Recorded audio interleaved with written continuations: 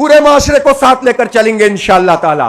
اور اپنے اندر ہم کمزور لوگ ہیں، گناہ گار، خطا کار. اللہ نے ہمیں توفیق دی ہے تو ہم یہاں کھڑے ہوئے ہیں. تو ہم اس کام کو نبیوں والا کام سمجھتے ہیں.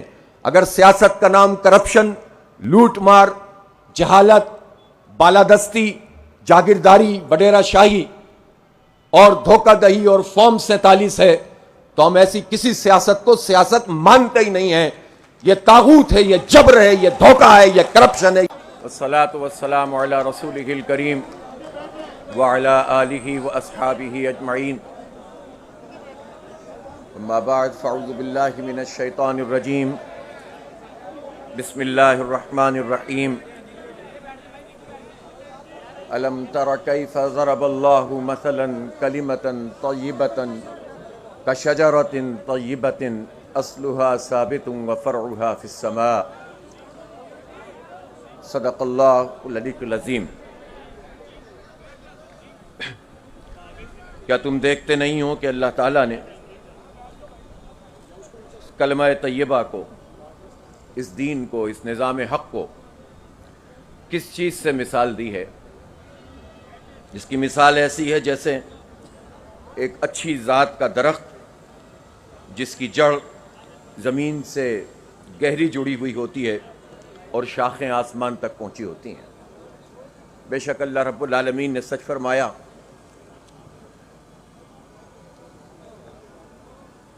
آج جماعت اسلامی جو 83 سال سے ایک عظیم جد و جہد کر رہی ہے، اس کے بانی، اس کے قائد اور در حقیقت اسلام کی تحریک کے قائد، اسلامی نشاط ثانیہ کے قائد، اسلام کو ایک نظام کی صورت میں پوری دنیا کے سامنے پیش کر کے قرآن و سنت کے مطابق ایک عظیم تحریک برپا کرنے والے قائد سید ابو العلا مودودی رحمۃ اللہ علیہ، اللہ تعالیٰ ان کی قبر کو نور سے بھر دے. اللہ تعالیٰ انہیں جنتوں کی عظیم رفتیں، نعمتیں عطا فرمائے کہ انہوں نے پوری دنیا کو ایک عالمگیر اسلامی تحریک کی صورت میں پوری دنیا کو جگایا. اور پاکستان کا جب قیام عمل میں آیا 1947 میں، تو جماعت اسلامی بھی، جماعت اسلامی ہند، جماعت اسلامی مقبوضہ کشمیر اور جماعت اسلامی پاکستان کی صورت میں اس نے کام شروع کیا. 76 سال ہو گئے ہیں اس تحریک کو کام کرتے ہوئے پاکستان بننے کے بعد. اور اللہ تعالیٰ کا ہم شکر ادا کرتے ہیں کہ اس نے ہمیں دین کا یہ شعور دیا، دین کا یہ فہم دیا. یہ اسی کی عطا ہے، ہم کس قابل ہے، اور اس تحریک سے ہمیں جوڑ دیا. اور یہ تحریک جغرافیاؤں کو پھلانگتے ہوئے ایک عالمگیر اسلامی انقلابی تحریک ہے. اور یہ تحریک امن کے قیام کی تحریک ہے. یہ تحریک ظلم اور فساد کے نظام کو مٹانے کی تحریک ہے. یہ تحریک انسانوں کے انفرادی معاملات کو بھی ایڈریس کرتی ہے اور اس کے اجتماعی معاملات کو بھی ایڈریس کرتی ہے. یہ تحریک اس زمین پر جو لوگ اپنی طاقت، اپنی قوت اور اپنے ظام میں انسانوں کو غلام بنا کر رکھتے ہیں، ان کے خلاف ایک بغاوت پیدا کرتی ہے. اور یہ تحریک بندگان خدا کی ایک زبردست اجتماعیت قائم کرتی ہے جو انہیں روحانی طور پر بھی آگے بڑھاتے ہیں اور ان کے اندر وہ قوت پیدا کر دیتی ہے جس میں وہ بڑے سے بڑے ظالموں، جابروں، طاقتوروں سے ٹکرا جاتے ہیں. لیکن یہ تحریک ایک منظم تحریک ہے، سمع و طاعت میں گندی ہوئی تحریک ہے. اور یہی سید ابو العلا مودودی رحمۃ اللہ علیہ کا کمال تھا کہ انہوں نے ہجوم تیار نہیں کیا تھا بلکہ ہجوم کو منظم کرنے کا درس دیا تھا. پہلے لوگوں کو چنو، ان تک بات کو پہنچاؤ، ذہنوں کی آبیاری کرو، پھر انہیں اس قابل بناؤ کہ وہ عوام کو ساتھ لے کر چل سکیں. فردن فردن بھی اصلاح ہو، معاشرے میں بھی اصلاح ہو، اور اس کے ساتھ ساتھ پھر نظام کو بھی تبدیل کرنے کی جد و جہد تیز تر کی جائے۔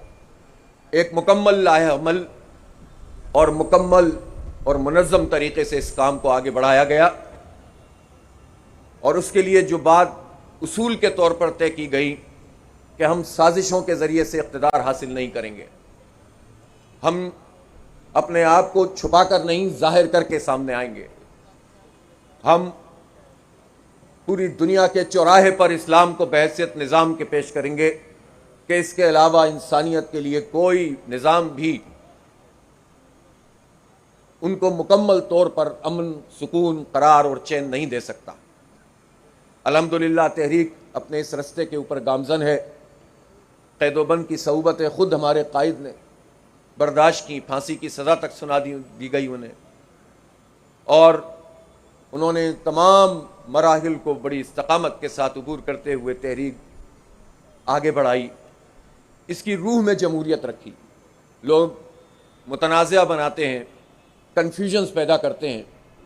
ہم اس بات کو واضح کرنا چاہتے ہیں کہ ہم جمہوری طریقے سے، جمہور کی رائے سے، جمہور کی طاقت سے، اللہ کی نصرت اور جمہور کی طاقت سے انقلاب لانا چاہتے ہیں، اور ہم اس جمہوریت کی بات کرتے ہیں کہ جس میں انسانوں کی اجتماعی رائے اس کو مقدم رکھا جائے، لیکن ہم سب اجتماعی طور پر اللہ رب العالمین کے بندے ہیں۔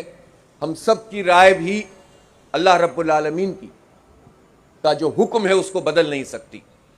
ہم اس جمہوریت کو فروغ دیتے ہیں کہ جس میں جمہور کی رائے تو ہوگی لیکن اللہ کی غلامی میں ہوگی، انسانوں پر انسانوں کی بالادستی کا نظام نہیں ہوگا۔ ہم موجودہ جمہوری نظام کو دیکھ رہے ہیں جو پوری دنیا میں موجود ہے۔ ٹھیک ہے، اس کے نتیجے میں کچھ آزادیاں لوگوں کو ملی ہیں، لیکن بحیثیت مجموعی دنیا میں کہیں بھی جمہوری قدریں بھی اپنے اعلانات کے مطابق موجود نہیں ہیں۔ میں پوچھنا چاہتا ہوں کہ اگر کشمیر کا مسئلہ 1948 سے آج تک اقوام متحدہ میں موجود ہے تو پوری دنیا کی یہ جمہوری طاقتیں اس مسئلے کو جمہور کی رائے کے مطابق حل کیوں نہیں کرتی؟ میں پوچھنا چاہتا ہوں کہ اگر فلسطین کا معاملہ یہ ہے کہ اس وقت 35,000 سے زائد لوگ شہید ہو چکے ہیں، جس میں 70% بچے اور خواتین ہیں، اور اقوام متحدہ میں قراردادیں بھی آتی ہیں، تو یہ ویٹو کون سی جمہوریت ہے؟ اور جب قرارداد پاس بھی ہو جائے کہ جنگ بندی کی جائے گی تو پھر بھی ایک طاقتور اور باغی قسم کا اور دہشت گرد قسم کا ملک بڑے دہشت گردوں کی سرپرستی میں انسانوں کو لقمہ اجل بنا رہا ہے، تو یہ کون سی جمہوریت ہے؟ ہم اس جمہوری قدروں کی پاسداری کرتے ہیں اور انشاءاللہ اس کے مطابق پوری دنیا کے نظام کو بدلیں گے جو واقعی جمہور کی رائے سے انسانیت کو فلاح دے گی، قرار دے گی، سکون دے گی انشاءاللہ تعالی۔ اس لیے ہم نے اپنے لیے جو لائحہ عمل طے کیا، سید ابو العلا مودودی نے، وہ بہت واضح تھا، اور انہوں نے جمہوری قدروں کے مطابق ہی جماعت کی ذمہ داری کو منتقل کیا۔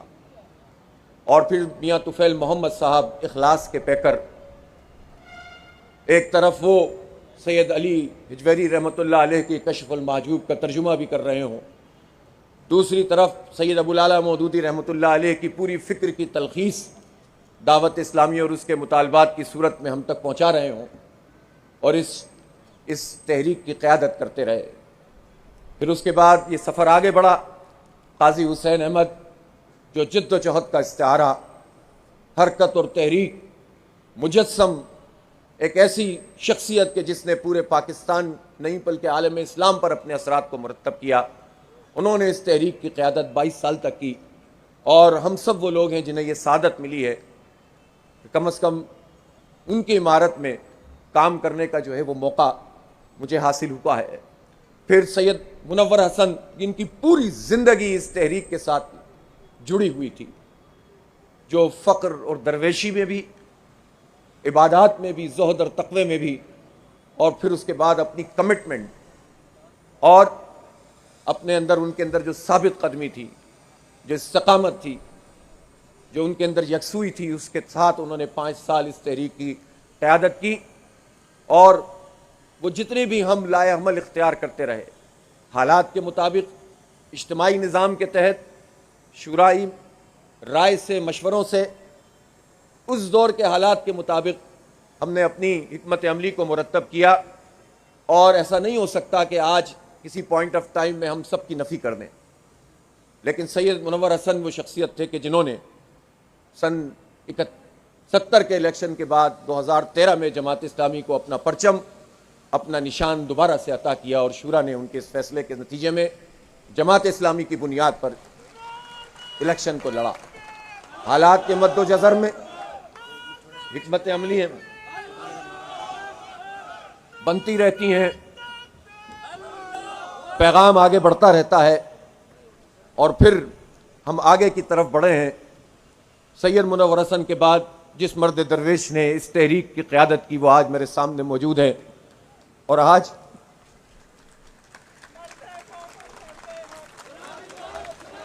میں یہ کہہ سکتا ہوں کہ مجسم محبت، شفقت اور ایک بڑے بھائی اور باپ کی طرح اس پوری تحریک کے ایک ایک فرد کو انہوں نے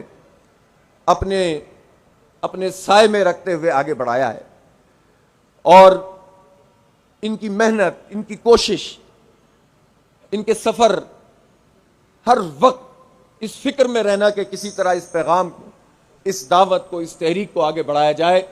الحمدللہ سراج الحق صاحب نے بھرپور طریقے سے اس تحریک کی قیادت کی ہے، اور آج ہم ان کی قیادت میں اس پالیسی پر موجود ہیں کہ جماعت اسلامی یہ سمجھتی ہے کہ جماعت اسلامی اس پوری قوم کو انشاءاللہ لیڈ کرے گی، اور ہم اپنے پرچم، اپنے نشان اور اپنی پالیسی کے مطابق آگے بڑھیں گے۔ اور میں خراج تحسین پیش کرتا ہوں سراج الحق صاحب کو کہ جنہوں نے بہترین طریقے سے اس تحریک کو آگے بڑھایا ہے۔ لوگ یہ کہہ سکتے ہیں کہ جماعت اسلامی کی پارلیمانی قوت اس وقت اتنی زیادہ نہیں ہے، لیکن میں تو یہ بھی پوچھنا چاہتا ہوں کہ جن کی پارلیمانی قوت اس وقت پارلیمان میں موجود ہیں ان کا اپنا کیا حال ہے؟ یہ فارم 47 والے، یہ پاکستان کی قیادت کے اہل نہیں ہیں، یہ جعلی جمہوریت کے ذریعے سے آئے ہیں، یہ زبردستی مسلط کیے گئے ہیں، اور یہ جتنی جماعتیں بھی دھوکہ دے کر، جال سازی سے ووٹوں کو تبدیل کر کے مسلط ہوئی ہیں، یہ ہماری قیادت نہیں ہو سکتی، اور ہم ان کے خلاف انشاءاللہ ایک بڑی تحریک لے کر چلیں گے انشاءاللہ۔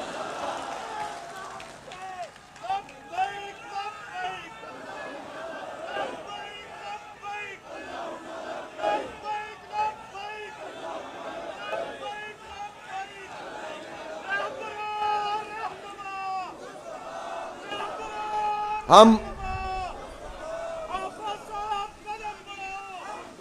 اس تحریک سے تعلق رکھتے ہیں جس کی پوری تاریخ قربانیوں سے عبارت ہے۔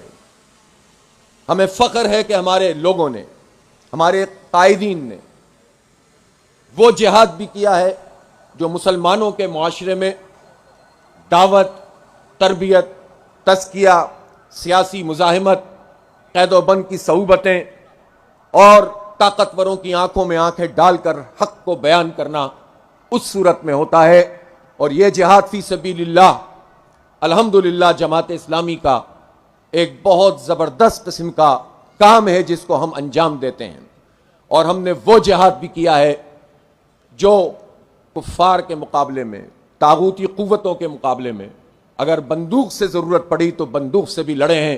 ہمیں فخر ہے کہ ہمارے جوانوں نے شہادتیں پیش کی ہیں۔ جماعت اسلامی وہ جماعت ہے کہ جس نے پاکستان کے تحفظ کے لیے خون پیش کیا ہے، ہتھیار نہیں ڈالے ہیں، ڈٹ کر کھڑے رہے ہیں، پاکستان کی حفاظت ایک مسجد کی طرح کی ہے، اور انشاءاللہ کوئی بھی برا وقت پاکستان پر آئے گا تو جماعت اسلامی کا ہر کارکن اس پاکستان کو مسجد کی طرح سمجھ کر ہی اس کی حفاظت کرے گا انشاءاللہ۔ اس لیے جماعت اسلامی کسی مذہبی گروہ کا نام نہیں ہے، کسی مسلکی گروہ کا نام نہیں ہے، کس کی فرقہ واریت پر یقین رکھنے والے گروہ کا نام نہیں ہے۔ جماعت اسلامی دین پیش کرتی ہے، اور دین ایک نظام کا نام ہے. دین ترجیحات طے کرتا ہے. دین انسانوں کی غلامی سے نکال کر انسانوں کے رب کی غلامی کے نظام میں لانے کی بات کرتا ہے. دین لوگوں کے قلوب کا تزکیہ کرتا ہے. دین لوگوں کے خاندان کے معاملات کو درست کرتا ہے. دین معاشرے کو صحیح قدروں سے نوازتا ہے، اور دین پوری مملکتوں اور نظاموں سے تبدیل کر کے اللہ کی حکم کی بالادستی کا سسٹم لا کر انسانیت کو فلاح پہنچانے کا نظام دیتا ہے. اس لیے جماعت اسلامی کے بارے میں اگر کسی کو یہ غلط فہمی ہو کہ ہم کسی مسلکی اور کسی فرقہ وارانہ بنیاد کے اوپر قائم کی جانے والی جماعتوں کی طرح ہیں، تو جماعت اسلامی ایسی کوئی مذہبی جماعت نہیں ہے. ہم دینی تحریک ہیں اور اس تحریک کو لے کر چل رہے ہیں. جماعت اسلامی سیاست کو عبادت سمجھ کے کرتی ہے. ہم سیاسی جماعت ہیں، لیکن ان جماعتوں کی طرح نہیں ہیں کہ جو جماعتیں خاندان پر چلتی ہیں، وراثت پہ چلتی ہیں، وصیت پہ چلتی ہیں.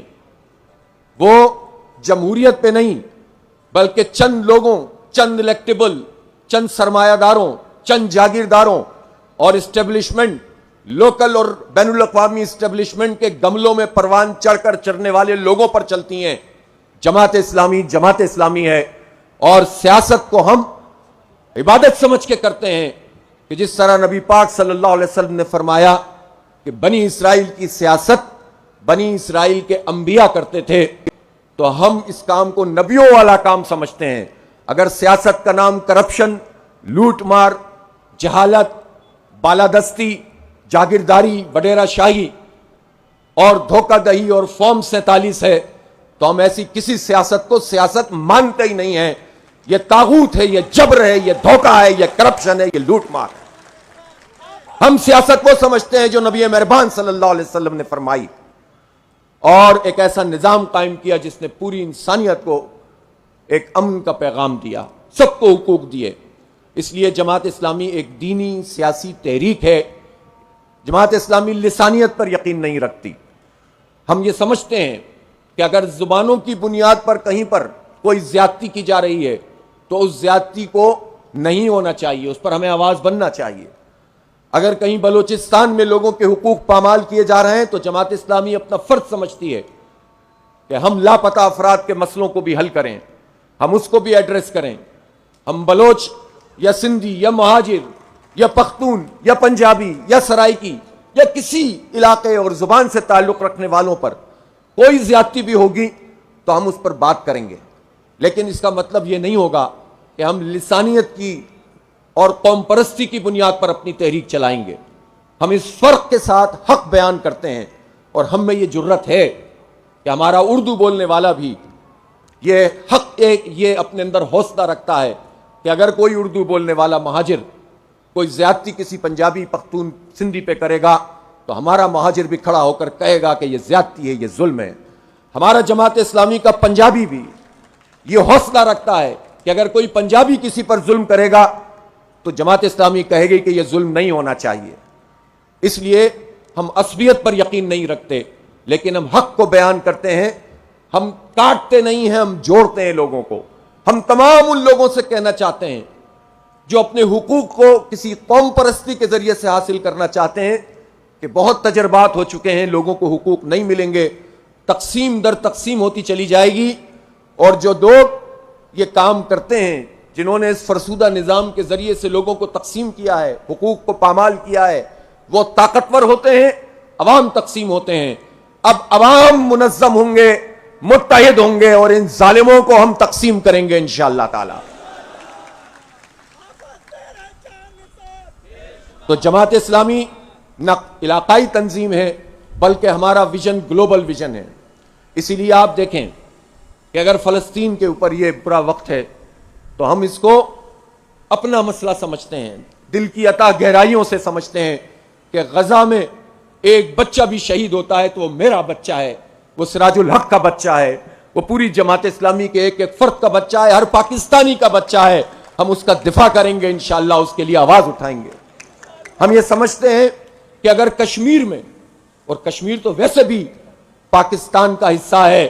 کوئی سازش، کوئی مکمکا، کوئی ڈاکٹرائن اور کوئی بھی ایسی چیز کہ جو کشمیر کا سودا کرنے والی ہوگی کسی صورت میں ہم قبول نہیں کریں گے.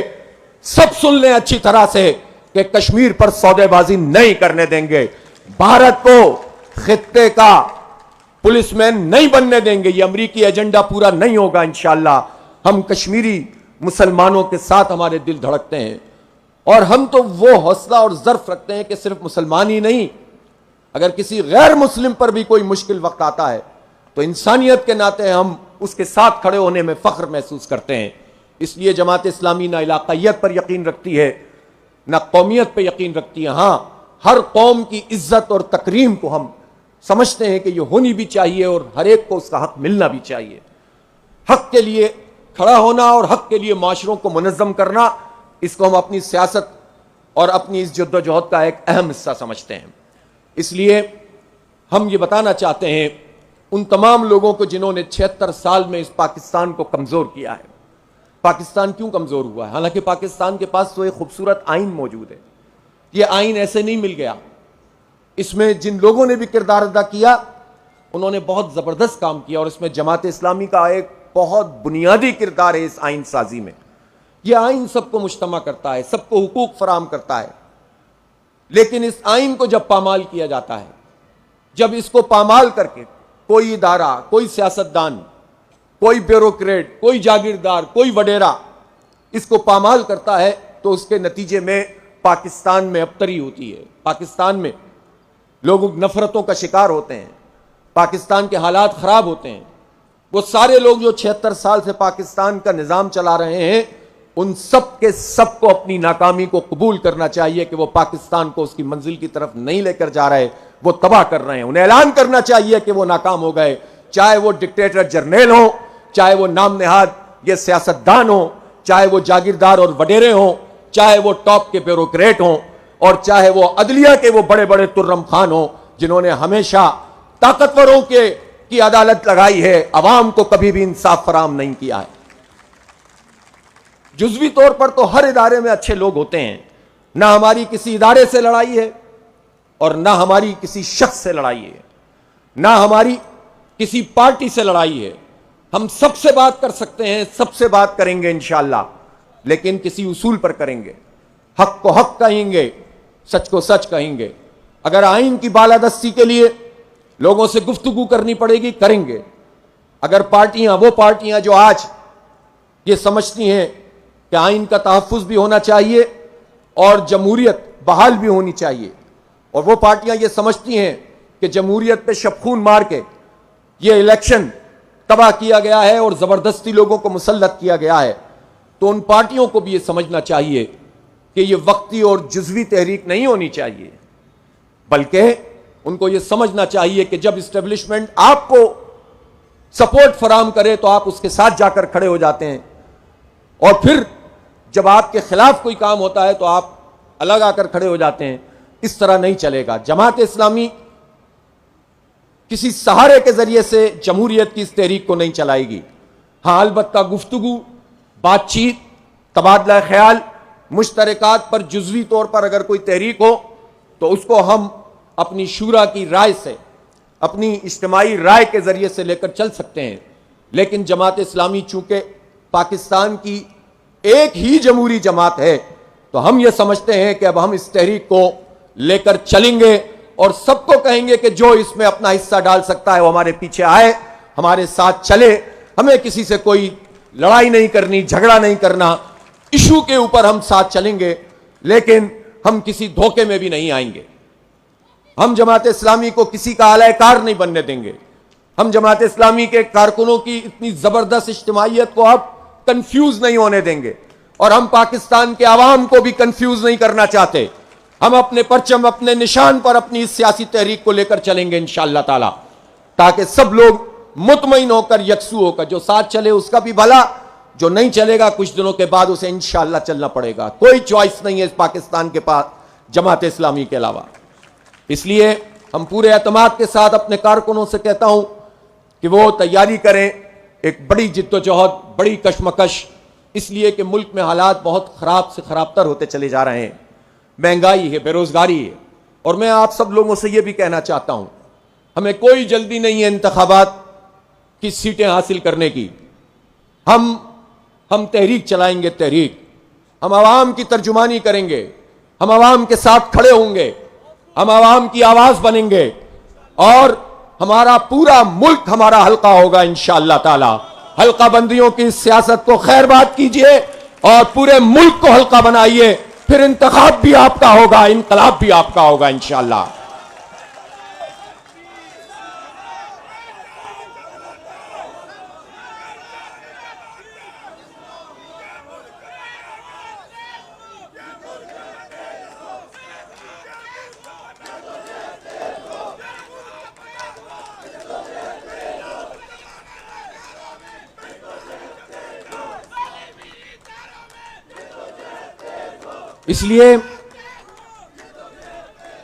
اس لیے ہم اپنی بنیاد پر انشاءاللہ عوام کے ساتھ، لوگ کہتے ہیں آپ کس کے ساتھ اتحاد کریں گے؟ ہم پاکستان کے 25 کروڑ عوام کے ساتھ اتحاد کریں گے انشاءاللہ تعالی. اور اللہ نے چاہا. اور دیکھیں یہ جو جد و جہد ہے نا، یہ ایسا تو نہیں ہے کہ آج نعرہ لگائیں گے کل پیچھے. یہ ہماری تحریک ایک بڑی تحریک ہے، ہمہ جہتی تحریک ہے. اس کی بنیاد علم پر ہے، اس کی بنیاد تقوی پر ہے، اس کی بنیاد کردار پر ہے، اس کی بنیاد اخلاق پر ہے، اس کی بنیاد مزاحمت پر ہے، اس کی بنیاد قربانیوں پر ہے، ایثار پر ہے. ان تمام صفات سے بھی متصف ہونا پڑے گا. ایسا تو نہیں ہے کہ بس نعرہ لگے گا اور لوگ پیچھے چلیں گے. تو اس لیے ایک ہمہ جہتی ہمیں ایک ورکنگ کرنی ہوگی انشاءاللہ تعالی. اب تک جو ہوا ہے وہ بہترین ہوا ہے. اب اس بہترین کو ضائع نہیں ہونے دیں، اس کو آگے بڑھانا ہے انشاءاللہ تعالی. جماعت اسلامی سے بہتر چوائس اس ملک کے پاس اب نہیں ہے کسی کے پاس. اور ہم یہ بھی کہنا چاہتے ہیں کہ کوئی پارٹی بھی اگر عوام کی رائے سے آتی ہے اور اس نے ووٹ حاصل کیے ہیں تو کسی کو یہ حق حاصل نہیں ہے کہ اس کے ووٹ کے اوپر شبخون مارے. اس لیے ہم صرف اپنے ووٹوں کی تحفظ کی بات نہیں کرتے. چونکہ نظام جمہوری ہے تو جمہوریت کی پامالی نہیں ہونی چاہیے. ہم ہر اس فرد کی، چاہے کسی جماعت سے بھی تعلق رکھتا ہو، جس کو فارم 47 کے ذریعے سے ہرایا گیا ہے، جس کا فارم 47 درست ہے اور وہ جیتا ہوا ہے، ہم سب کے ساتھ کھڑے ہوں گے اور سب کی ترجمانی کریں گے انشاءاللہ تعالی. میں پاکستان کی اسٹیبلشمنٹ سے بھی یہ کہنا چاہتا ہوں کہ یہ بہت ہو گیا ہے کہ اسٹیبلشمنٹ عوام کے سامنے آ کر کھڑی ہو جائے. سیاستدان یہ ظلم کرتے ہیں کہ وہ خود یہ سہارے تلاش کرتے ہیں جب وہ اس قابل نہیں ہوتے کہ وہ کامیابی حاصل کر سکیں، جب وہ اس قابل نہیں ہوتے کہ عوام کو فیس کر سکیں، جب ان کا ٹریک ریکارڈ اس طرح کا ہوتا ہے کہ وہ خود استحصالی ٹولہ بنے ہوئے ہوتے ہیں، تو وہ یہ چاہتے ہیں کہ اسٹیبلشمنٹ کا سہارا لے کر ان کی جو ہے وہ کیاری میں پروان چڑھ کے کسی طرح سے کوئی چیز حاصل کر لیں. لیکن اسٹیبلشمنٹ، اس سے ہماری کوئی لڑائی تو نہیں ہے. فوج ہماری فوج ہے، ہمارے ملک کی فوج ہے. یہ سپاہی ہمارا سپاہی ہے، یہ افسر ہمارا افسر ہے. لیکن جب چند لوگ پورے ادارے کو بھی یرغمال بنا لیں، پوری قوم کو بھی یرغمال بنا لیں، اور اپنی ذاتی خواہش پر یا اپنے تجزیے پر وہ تجزیہ کرتے ہو کہ اس کے ذریعے سے ملک ٹھیک ہو جائے گا. ارے بھائی آپ کون ہیں تجزیہ کرنے والے؟ آپ کون ہیں؟ آپ کو چاہیے کہ آپ جس کا کام ہے اس کے ذریعے سے کریں. تو چند لوگ اگر یہ کام کرتے ہیں تو اس کے نتیجے میں خود جو عوام جو سپاہی سے محبت کرتے ہیں، فوج سے محبت کرتے ہیں، آج بھی اگر سب اپنی اپنی پوزیشن پہ چلے جائیں تو یہ قوم ہر سپاہی کو اپنے ماتھے کے اوپر اور اپنے سر کے اوپر رکھنے کے لیے تیار ہے. لیکن لوگوں کو یہ سمجھنا پڑے گا کہ ہم سب کو اپنی اپنی آئینی پوزیشن پر واپس جانا پڑے گا. آپ جتنی دیر لگائیں گے اتنی نفرتیں بوئیں گے، جتنا وقت لگائیں گے اتنا فوج کو نقصان پہنچائیں گے، اتنا عوام کو نقصان پہنچائیں گے، اتنا آئین کو نقصان پہنچائیں گے. لہذا میں کھلی پیشکش کرتا ہوں کہ اس سلسلے میں اس آئین کی بالادستی کے لیے اگر سب بند گلی میں پھنس گئے اور واقعی پھنس گئے، میں پیشکش کرتا ہوں کہ جماعت اسلامی اس بد گلی سے سب کو نکالنا چاہتی ہے، اس قوم کو آگے بڑھانا چاہتی ہے. ہم نفرتوں کی سیاست کو ختم کرنا چاہتے ہیں، لیکن طے کرنا پڑے گا کہ سب آئین کی بالادستی کو مقدم رکھیں گے اور اپنی آئینی پوزیشن پر واپس جائیں گے. تو ہم انشاءاللہ تعالی اس میں پیش رفت کر کے ایک راستہ نکالنے کے لیے، اس لیے کہ جماعت اسلامی کے علاوہ کوئی یہ کام کر بھی نہیں سکتا ہے. جماعت اسلامی ایک امبریلا ہے، ایک چھتری ہے. جماعت اسلامی کی اس ملک سے لائلٹی، کمٹمنٹ، انٹیگریٹی، اس کو کوئی کوشچن نہیں کر سکتا. آج بھی بنگلہ دیش میں ہمارے قائدین کو پھانسی کے پھندوں پہ لٹکایا جاتا ہے، اس لیے کہ ہم نے پاکستان کو، اس لیے کہ مولانا مودودی نے کہا تھا یہ مسجد ہے، ہم نے اسلام کے نظام کے لیے، جغرافیہ نہیں ہے، مسجد ہے، جغرافیہ نہیں ہے، نظریہ ہے، عقیدہ ہے، لا الہ الا اللہ محمد الرسول اللہ ہے. اس کے لیے ہم نے قربانیاں دی تھی. نہ کسی بنگالی اور بہاری کا مسئلہ تھا، نہ کسی اور کا مسئلہ تھا. تو آج بھی ہم قربانی دے رہے ہیں. ہم نے تو ہتھیار نہیں ڈالے تھے، ہم نے کشمیر میں قربانی دی ہے. ہم آج بھی یہ عزم رکھتے ہیں کہ ہم یہ نہیں دیکھیں گے کہ فوج کیا کر رہی ہے. ہم تو پاکستان کے تحفظ کے لیے سب کچھ کریں گے، اس لیے کہ پاکستان کسی کا نہیں ہے، نہ جاگیردار کا ہے، نہ جرنیل کا، نہ بیوروکریٹ کا. پاکستان ہمارا ہے، پاکستان کے 25 کروڑ لوگوں کا ہے، قائد اعظم کا ہے، جن کی قیادت میں جب ٹرینیں یہاں پر لاہور پہنچی تھی مشرقی پنجاب سے، تو بعض ٹرینوں میں تو شاید کوئی بھی نہیں بچا تھا، سب کٹ گئے تھے. ان ماؤں بہنوں کا ہے جنہوں نے اندھی کنووں میں چھلانگ لگائی تھی اپنی عزت بچانے کے لیے. ان ظالموں کے ہاتھ میں اس پاکستان کو ہم نہیں دے سکتے، اس لیے ہمارا پاکستان ہے. ہم اس پاکستان کا تحفظ کریں گے اور اس کے اوپر ہم فخر محسوس کرتے ہیں. اس لیے اس وقت راستہ یہی ہے، کوئی دوسرا راستہ نہیں ہے. کہتے ہیں معیشت کا مسئلہ ہے، آئی ایم ایف کا پریشر ہے، امریکہ کا دباؤ ہے. کیوں ہے امریکہ کا دباؤ؟ انرجی کرائسس ہے. پوچھنا چاہتا ہوں کہاں ہے Pakistan Iran gas pipeline? کہاں ہے؟ کیوں نہیں بن رہی؟ کس کے دباؤ پہ نہیں بن رہی؟ کون نہیں بننے دے رہا؟ ہمت کرو، پوری قوم آپ کے ساتھ کھڑی ہوگی، یہ انرجی کرائسس ختم ہو جائے گا. تحریک چلائیں گے اس کے لیے انشاءاللہ. ہماری یہ جو آئی پی پیز کا مسئلہ ہے، یہ کس نے کیا ہے؟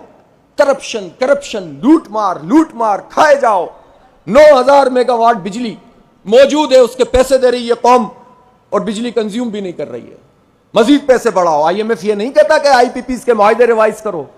آئی ایم ایف بڑے جاگیرداروں پہ ٹیکس لگانے کی بات نہیں کرتا. آئی ایم ایف یہ نہیں کہتا کہ 4% لوگوں کے پاس 40% کلٹیویٹڈ لینڈ کیوں ہے. آئی ایم ایف یہ نہیں پوچھتا کہ انہوں نے کہاں سے زمینیں حاصل کی تھیں.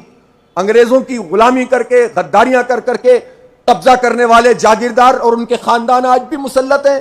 ان پہ ٹیکس لگانے کی بات، میں عام کسان کی بات نہیں کر رہا. کسان کو تو ریٹ دے ہی نہیں رہے. ابھی گندم کے ریٹ بھی اس کو پراپر نہیں مل رہے ہیں، سب پھنسے ہوئے ہیں. تو یہ تو چند لوگوں کا نظام ہے جو پورے پاکستان پر موجود ہے. اس لیے ہم یہ سمجھتے ہیں کہ اس نظام کو تبدیل کرنے کے لیے اس تحریک کو لے کر آگے چلنا ہوگا.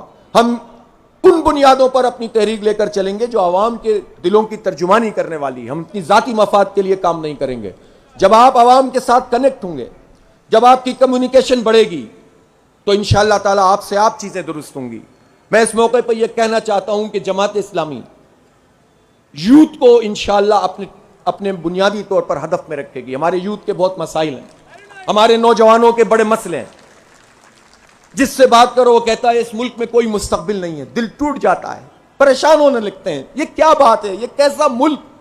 یہ پہاڑ، یہ برف، یہ گلیشیئر، یہ دریا، یہ سمندر، یہ کھیت، یہ کھلیان، یہ معدنی وسائل، یہ نوجوان 65-70% موجود ہوں جس ملک میں، اور پھر اس کے بعد نوجوان کہیں کہ کوئی مستقبل نہیں. سارا مستقبل آپ کا ہے نوجوانوں. آؤ مل کر ہمارے ساتھ ان ظالموں سے اپنا حق چھیننے کی تحریک کا حصہ بن جاؤ. کوئی دور کی بات نہیں ہے، انشاءاللہ یہ پاکستان آگے بڑھے گا. مایوسی شیطان کا سب سے بڑا ہتھیار ہے. خواتین نعرے بہت لگتے ہیں، باتیں بہت ہوتی ہیں. وراثت میں حق دینے کے لیے امیر صاحب ہمارے مسلسل 10 سال سے بات کر رہے ہیں کہ وراثت میں ان کو پراپر حق ملنا چاہیے. اس کے لیے تحریک چلائیں گے کہ کوئی ایم این اے، کوئی ایم پی اے، کوئی جنرل، کوئی بریگیڈیئر، کوئی بیوروکریٹ کسی گریڈ کا، اور کوئی بھی ایسا فرد جو حکومتی عہدے پر ہوگا، اگر وہ اپنی بہنوں کو، اپنی بیٹیوں کو، خواتین کو وراثت میں حق نہیں دے گا، اس کو اس سیٹ سے ہٹائیں گے. اس کے لیے تحریک چلائیں گے انشاءاللہ تعالی. خواتین کو تحفظ فراہم ہونا چاہیے، ان کو عزت والی ٹرانسپورٹ ملنی چاہیے. ان کے ساتھ کیا سلوک کیا ہوا ہے؟ نعرے لگاتے ہو ان کے، صرف اس کا نام رکھ دیا کہ اپنی پارٹی کے چند لوگوں کو نوازنے کے لیے پرسنٹیج رکھ دو اسمبلی میں، اس سے خواتین کے مسئلے حل ہو جائیں گے، خواتین کے ایشوز۔ ظاہر ہے یہ آبادی ہے، آپ دیکھیں تو صحیح، جو ورکنگ ویمن ہیں ان کا کیا حال ہے، ان کو ویجز پورے نہیں ملتے، ان کو ہیرسمنٹ کا نشانہ بنایا جاتا ہے۔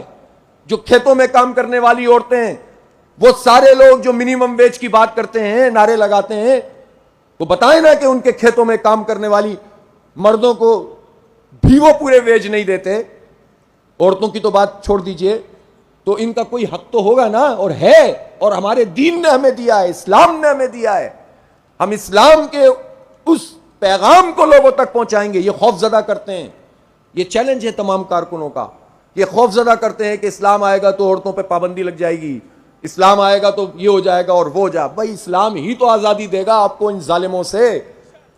اس لیے ہم یہ چاہتے ہیں کہ پاکستان کو ایک آزاد مملکت کے طور پر ہی ہونا چاہیے۔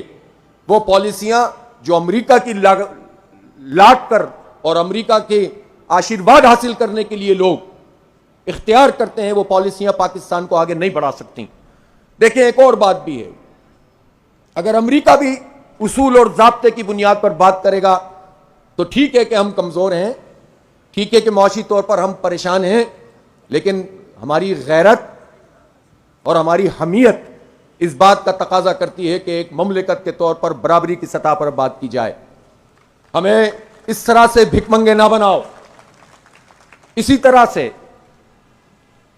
چائنا ہے، اس کے ساتھ بھی دوستی ہے، لیکن یہ کیا طریقہ ہے کہ ایک طرف چائنا سے بھی بات کرو، دوسری طرف اس کے منصوبے بھی ختم کرو؟ سب کو ساتھ لو، ساتھ بٹھاؤ اور بتاؤ کہ سی پیک کا کیا بنا، کہاں تک پہنچا، کیوں اس کے اوپر لیتو لال سے کام کیا جا رہا ہے، اور دوستوں کو بھی اعتماد دو اور ہر ایک سے بات کرنے کے لیے حوصلہ رکھو، لیکن اصولوں کے اوپر سودے بازی نہیں ہوگی۔ یہ جو سب کچھ چھوڑ دیتے ہیں، نہ چائنا سے سی پیک پہ کام کر نہیں رہے اور بھارت سے تجارت کرنے کی بات کریں گے۔ او بھائی، وہ بھارت آزاد کشمیر لینے کی بات کر رہا ہے مودی، وہ ہندوتوا کا خواب پورا کرنا چاہتے ہیں، وہ انتہا پسندی کے ذریعے سے کام کر رہے ہیں۔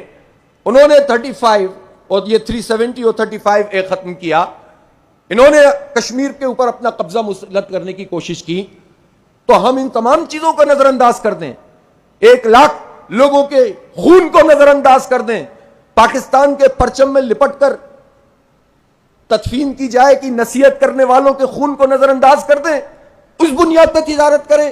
تجارت کے سارے راستے وسط ایشیا کے موجود ہیں، بلائیں ایک زبردست قسم کا اسٹریٹجک بلاک جس میں چائنا ہو، جس میں رشیا ہو، جس میں افغانستان ہے، جس میں ترکی ہے، جس میں ایران ہے۔ ہم بہت مضبوط ہیں، اپنی طاقت تو پہچانو۔ کیوں قوم کو بھیک کے اوپر لگا دیا؟ اس لیے کہ تم خود ان لوگوں کے سہارے پہ آنا چاہتے ہو کہ جو تمہیں لا کر ہمیں دباتے ہیں، ہمیں پیستے ہیں اور ہمیں ان بحرانوں میں مبتلا کرتے ہیں۔ اس لیے پاکستان کو ان شکنجے سے نکالنے کے لیے اس بڑی تحریک کا ہمیں حصہ بننا پڑے گا۔ اس لیے میرے دوستوں، میں نے اس لیے اس تمام حالات کا ایک تجزیہ پیش کیا ہے کہ کوئی کنفیوژن کسی کے پاس نہ رہے، نہ کسی سے لڑائی ہے نہ تصادم ہے، لیکن حق اور سچ کی بنیاد کے اوپر جدوجہد کریں گے۔ اور ہم سیاسی مزاحمت پر یقین رکھتے ہیں۔ سیاسی مزاحمت ہمارا آئینی اور جمہوری حق ہے، جو اس کو روکنے کی کوشش کرے گا انشاءاللہ تعالی منہ کی کھائے گا، جماعت اسلامی کے قدم کو نہیں روک سکے گا انشاءاللہ۔ میں اپنے تمام کارکنوں سے، اپنی بہنوں سے خاص طور پر کہنا چاہتا ہوں، ہماری خواتین کا ونگ بہت اسٹرانگ ونگ ہے، میں اپنی یوتھ سے، اپنی برادر تنظیمات سے، کہ ایک منظم جدوجہد اور ایثار اور قربانی کے ساتھ اس پیغام کو آگے بڑھانے کے لیے آپ کو اب تیاری کرنی چاہیے۔ اور میں ضرور کہنا چاہتا ہوں کہ دیکھیں، دولت کا جمع کرنا، مشکل حالات ہیں، معاشی مسائل ہیں، پریشانیاں ہیں، سب کچھ اپنی جگہ، اس کے لیے خواب دیکھنا، اپنے کیریئر کو بنانا کوئی بری بات نہیں ہے، لیکن اصل کیریئر ہمارا آخرت ہے۔ جب نظام ظلم اور فساد کا نظام ہو تو آپ کی ترجیحات بھی طے ہونی چاہیے کہ کون سی آپ کی ترجیح اول ہے اور کون سی ترجیح دوم، کون سی ترجیح سوم۔ اسلامی تحریکوں کا کام ایثار اور قربانی کے بغیر نہیں ہو سکتا، اس لیے کم تر پر قناعت کیجئے اور بہت کچھ حاصل کرنے کے لیے جد و جہد کیجیے جو آپ کو انشاءاللہ جنت میں ملے گا انشاءاللہ تعالی۔ یہ ہماری تحریک ہے، یہی سبق ہم نے سید ابو العلا مودودی رحمۃ اللہ علیہ سے سیکھا، اور انہوں نے ہمیں قرآن و سنت سے سکھایا ہے۔ اس لیے یہ جو ہم عمومی الفاظ کہتے ہیں سیکولرزم، لبرلزم، سرمایہ دارانہ نظام، یہ سرمایہ دارانہ نظام کیا ہے؟ یہ دنیا کا بندہ بناتا ہے، یہ مال کی محبت بڑھاتا ہے، یہ اس میں آپ کو پھنساتا ہے، یہ اسی کا آپ کو ہو کر رہنے کا درس دیتا ہے، اور آپ پھر اپنی ترجیحات اسی نظام کو بناتے ہیں اور خوش بھی بہت رہتے ہیں کہ میں درس قرآن تو کرتا ہوں نا، بڑے وی آئی پی قسم کے درس قرآن کرتا ہوں، پوری زندگی اس نظام کی خدمت کرتے رہتے ہیں، اور ایک دو کام کر کے سمجھتے ہیں کہ ہم بہت دین کا کام کر رہے ہیں۔ دین کو اپنی پوری روح کے مطابق لے کر چلنا ہے۔ اور میں ایک بات ضرور کہنا چاہتا ہوں، دین ترجیحات کا تعین کرتا ہے۔ جس بنیاد پر ہماری تحریک بنی وہ فروعیات نہیں تھیں، وہ ٹوپی داڑھی کی پیمائش، ٹخنوں میں پائچوں کی اونچائی، یہ بنیاد نہیں تھی، اور نہ ہم کسی کی نفی کرتے ہیں، لیکن ہماری بنیاد اقامت دین ہے، دین کو قائم کرنے کی جد و جہد۔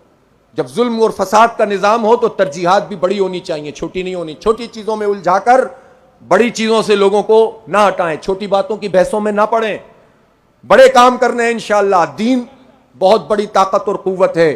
دیکھیں حماس کے لوگ کس طرح مزاحمت کر رہے ہیں، دیکھیں اخوان کے لوگ کن آزمائشوں کا شکار ہیں، ان کے ہاں تو یہ بحثیں نہیں ہوتی، تو یہ کہاں سے شروع ہو گیا؟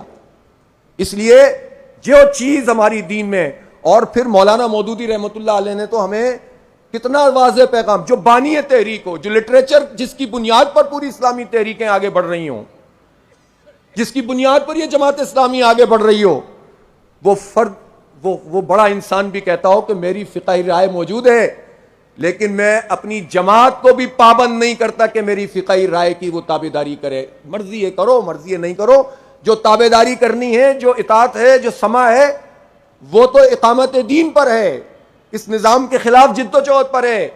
بڑی چیزوں پہ تو آپ کمپرومائز کر لیں، اس نظام کا حصہ بن جائیں، چھوٹی چیزوں میں الجھ جائیں، تو یہ تو کوئی صحیح بات نہیں ہے۔ اس لیے جو فقہی تنوع موجود ہے، یہ دین کی خوبصورتی